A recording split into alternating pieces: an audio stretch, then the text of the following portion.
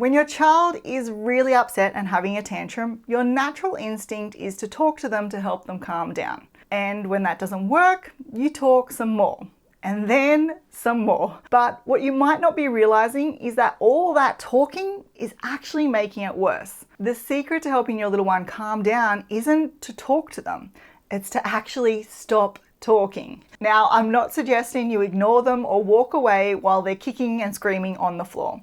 You absolutely need to respond, just in a totally different way, and I'll show you exactly how to do that shortly. But first, let's break down why all that talking isn't helping your little one calm down. When your child is having a tantrum, their emotional brain, the amygdala, has detected a threat and sounded the alarm. Now, this threat doesn't have to be something actually dangerous. To your child, it could be something as simple as getting the blue cup when they wanted the red one, having to leave the playground when they're not ready, or not being able to put their shoes on by themselves. Now, to our adult brain, these things seem minor.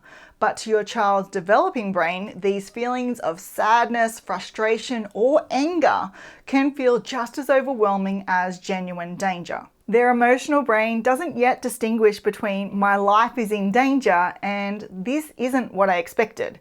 It just registers that something is wrong and hits the panic button. And when this happens, their brain flips into survival mode, triggering that inbuilt fight, flight, or freeze response. And here's the crucial part. When your child enters this survival state, the thinking part of the brain, the prefrontal cortex, temporarily goes offline. And guess what?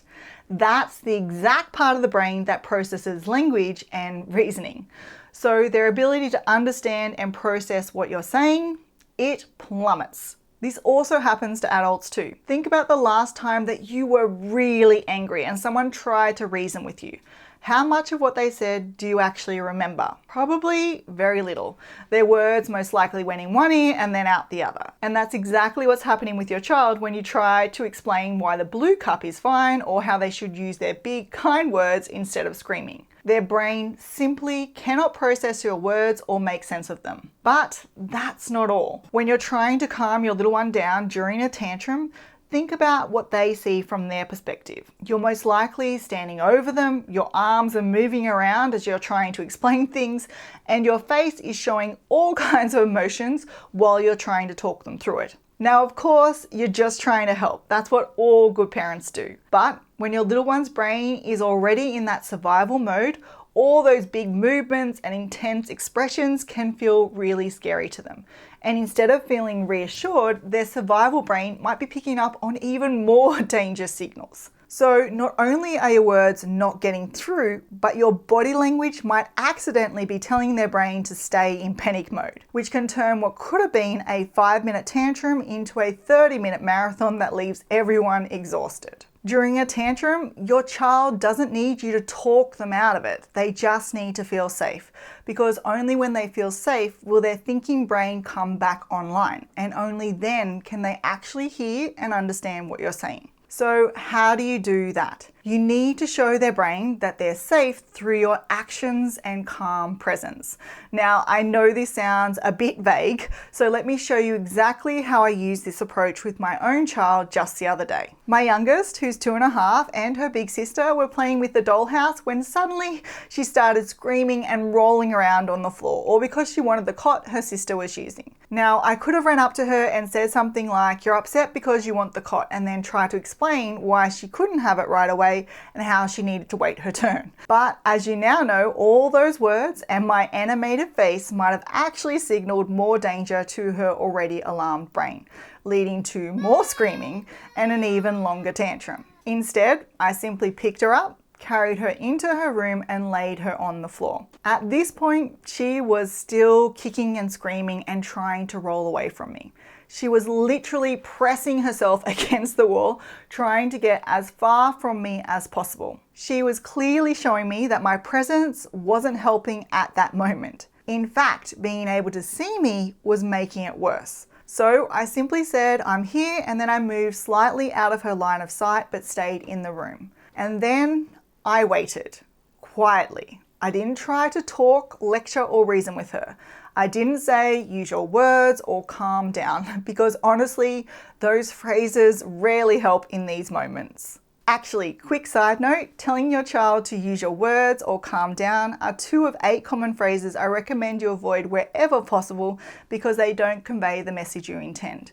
And there are just much better alternatives. If you want to know what those 8 phrases are and what to say instead, click the link in the description to grab your free guide, 8 phrases to rethink and what to say instead. Okay, back to my little one. When I noticed that she was starting to settle, so her crying became less intense and she stopped rolling around on the floor, which honestly felt like an eternity but only took a minute, I moved back to where she could actually see me. But still, I said nothing.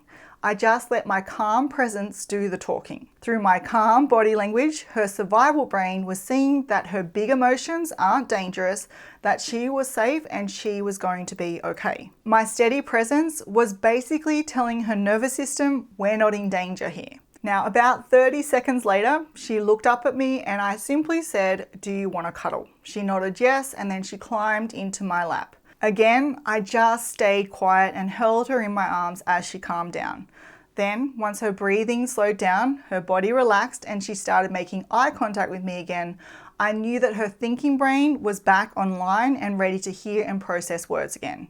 And that's when, and only when, I could finally talk to her about what happened and how to solve the problem. Now, you're probably thinking, that's great at home, but what about when my kid has a complete meltdown in Target because I won't buy the 15th dinosaur toy they desperately need? Public tantrums are definitely trickier. There's nothing quite like having your parenting on display while your little one has a complete meltdown over a toy they absolutely cannot live without until tomorrow, of course. But here's the thing, your child's brain works exactly the same whether they're at home or in aisle 7. When they're in that survival mode, they literally cannot hear what you have to say. So what do you do when you've got a screaming child? Well, there are 2 options depending on your comfort level and the time that you have available. If you have time and you feel comfortable, you can try to move your child to a quieter area like an empty aisle, but if you can't move them to a quieter space, that's fine.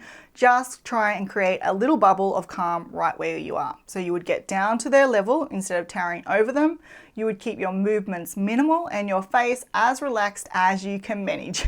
Now, I know this is easier said than done when everyone is staring at you. And then just like at home, you would say something like, I'm here, and then focus on being that steady, calm presence.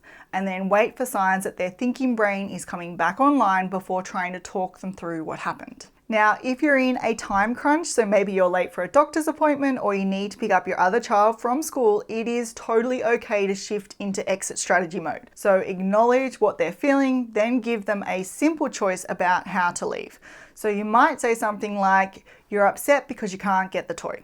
I get it. We need to leave now. Would you like to hold my hand or should I carry you? Now, I know this contradicts my don't talk advice, but sometimes giving a simple choice can prevent the situation from escalating further. And honestly, it gives you a sense of control when you're feeling anything but in control. Now, if they don't choose, and they probably won't when they're still in full meltdown mode, just pick them up and leave.